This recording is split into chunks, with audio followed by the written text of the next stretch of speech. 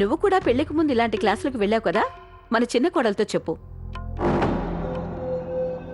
చదువు అనేది మన ఇంట్రెస్ట్ కి సంబంధించిన విషయం కదా అత్తయ్య. ఎవరేం చేయాలన్నది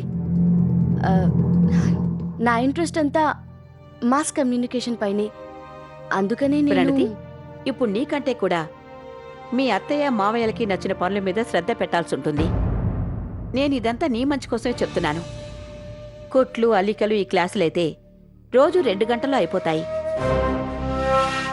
నువ్వు కాలేజీకి వెళ్ళావంటే రోజంతా అక్కడే ఉండిపోతావు.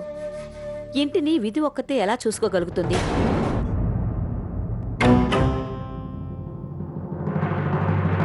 అక్క, నువ్వు మొత్తం చూసుకోగలవు కదా, ప్లీజ్.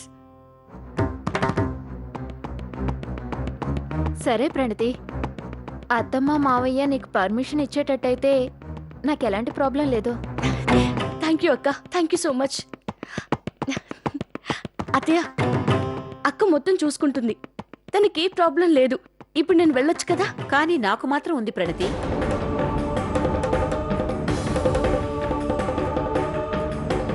నేనిప్పటి వరకు కూడా నీకు అనుమతి ఇవ్వలేదు. ఎందుకు అత్తయ్య? మీరెందుకు ఇలా చేస్తున్నారు?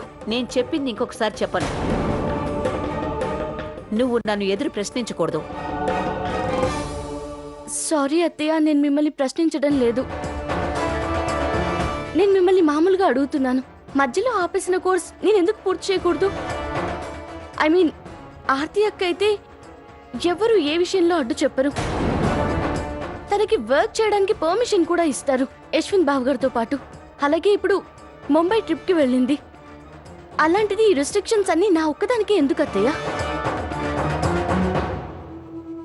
అన్నట్లు ప్రణతి చెప్పిన దాంట్లోనూ నిజం ఉందదినా.